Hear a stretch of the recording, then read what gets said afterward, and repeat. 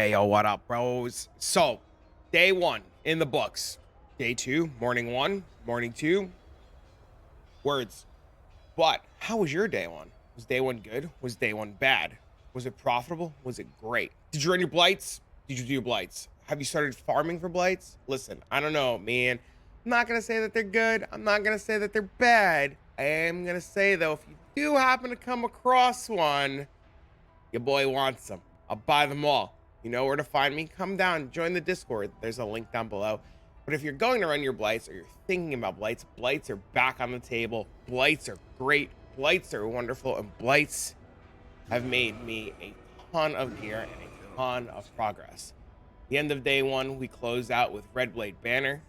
We closed out with Abyssus, Ichimonji, Risatha's Coil, 6 Slank Armor.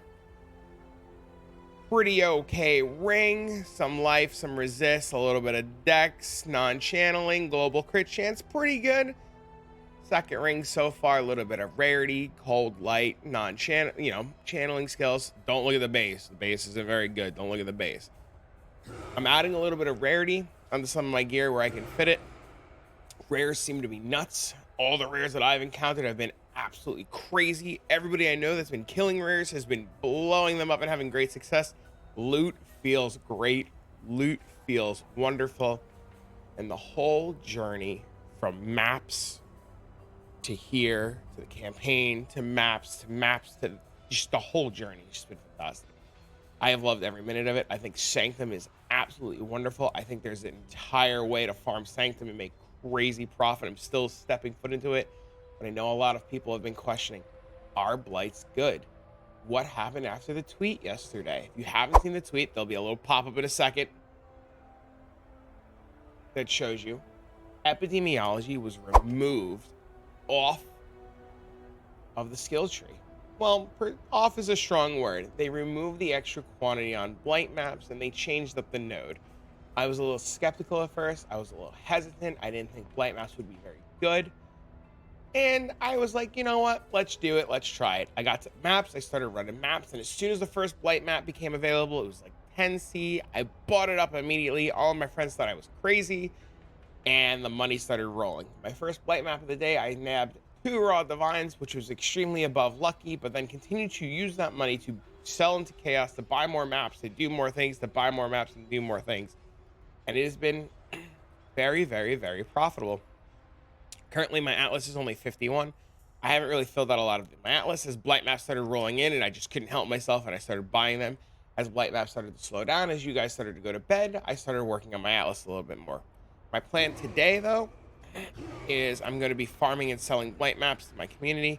A good buddy of mine who's also doing blight maps alongside me has had very good success. My plan is to actually farm him blight maps. I know other content creators have talked about farming blight maps and selling blight maps. I too plan on going down that road. You can see my currency tab here. My currency tab is already just filled with currency. I've already spent 100 or 200 scours and Alex trying to roll clusters. You can see, like in my passive tree, I'm level 83. I'm level 83. I've already got 1 large cluster I'm working on. I've already got a medium cluster already perfectly rolled. And everything is just coming together. And blights are good. Blights are great. Anybody who tells you them wrong, I mean, listen, just farm them and sell them to me. It's super simple. You don't have to run them. We'll run them. We'll buy them. We'll buy them all. Everyone. Right now, I'm in the market for tier 13 and better. But if you have lower tier ones, we'll buy them too. We just need to get our hands on them. So if you're farming them, it's great. My strategy, I have an Atlas tree for you guys. I'm going to be showing you what I'm going to be doing for the rest of the day as I fill out my Atlas, because I've day 2. I've already got most of my gear. I should get my Atlas done. I should find things to do, even though it's really hard to not want to blight. But it's good. It's strong. It's really good. It's good. It's good. Go do it. Go hang out. Go get some oils. I sold the gold oil yesterday for 50C. I sold my silver oils for like 30C. Everything's just been fantastic. Now, I know a lot of you guys are asking what my Atlas tree is going to look like and what that's going to be like for the rest of the day. And my Atlas tree feels pretty good. It feels what I wanted to do. And I have that for you guys. So let's take a look at that. Now, the Atlas tree that I'm going to be working with, I have a rough example. This is greatly subject to change. Take this with a grain of salt. You'll find the link for it down below. If you think of something better or have a better routing or better pathing, please link it down below. I'd love to see it. I'd like to hear about it. But essentially what we're doing is we're going Essence, we're going Strongbox, we're blocking out Ritual because I never remember to loot them. We're blocking out Metamorph. We're going to be blocking out Heist. Don't tell my Heist friends that I'm blocking Heist. They'll yell at me. I'm going to be blocking out Expedition and Legion as my build currently can't do them. When I get Aslan to touch gloves and I can do a little bit more explodey stuff, I'll be changing up the tree a little bit.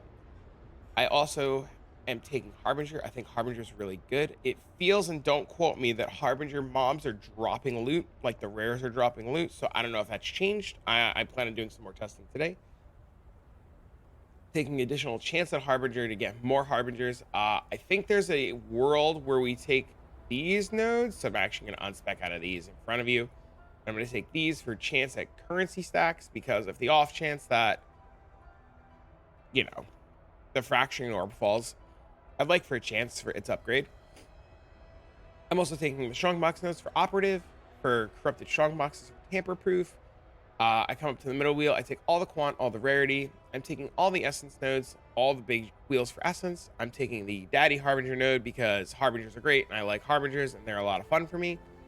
I'm taking the blight wheel up here so that my blight maps are a little bit smoother and easier. This blight towers and their minions deal 20% more damage and 100% more survivability is really a good node, especially if your build struggles in maps. This will give you the little extra oomph that you need.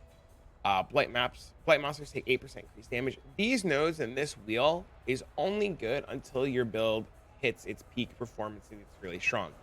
When my build right now is pretty good, but when I start getting my clusters and my damage goes up a little bit more, I'll be unspecking out of this wheel and moving these points around.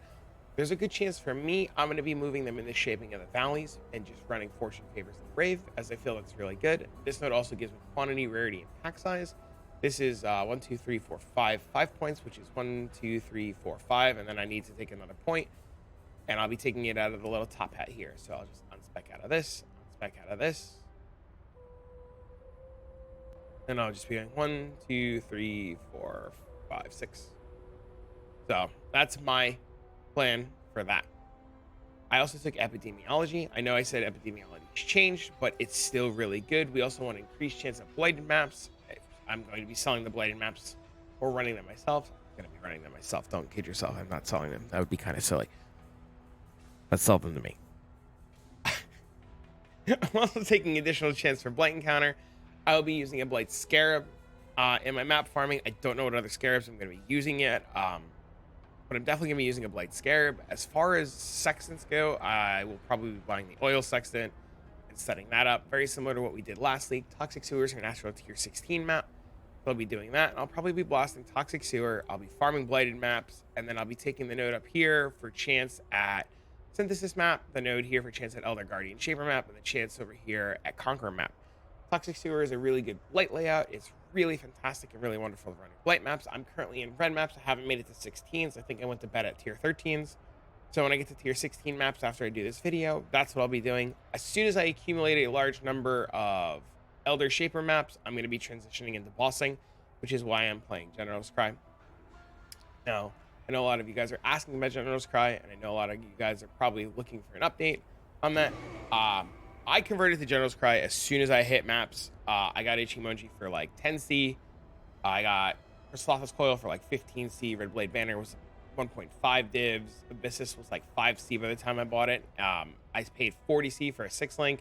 My 6-link is not the worst, it's not the best, it's pretty good. Somebody found it at a heist and just sold it for 40. It's, you know, quite wonderful. My boots, 15C. I bought the boots like this because I plan on changing this to movement speed and can't be chilled.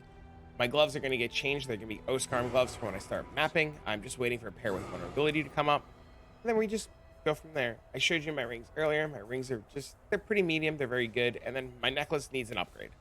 But to start, I'm clearing red maps, no problem. Flowing through the content. I'm having a wonderful time. Everything's going smooth and easy. And I think that this league is great. I also want to really dive into the Sanctum, which is why I want to go back to mapping and stop blighting, because I really want to play the league mechanic. But it's going to be a toss-up. So if you want to see blighting or you want to see progression, I'll be live at Twitch very soon. you can head on over. There's a link right here on the screen. If you want to come by the Discord is super active. I'm looking at it right now. There's like 30 people in the Discord. They're all hanging out. They're all talking about the league. The Discord has had like 400 or 500 messages in like the 3.5 hours that I slept. Yeah, man, come on by, come hang out. We'd love to have you. I think it'd be a great time. So for now, I'm gonna go work on what I'm doing. I hope this is helpful. I hope this is informative. There'll be an update tomorrow as I get more gear and I make more progress, and there'll be updates, and we'll go from there. You guys have a wonderful afternoon. Good luck on day 2. I hope it was fantastic for you for day 1, and I look forward to hearing your stories. So leave them down below. Tell me how your league is going, and tell me what you like and what you don't, because I'm telling you, this league is great. This league is wonderful, and I'm enjoying every minute of it. See you later. Bye.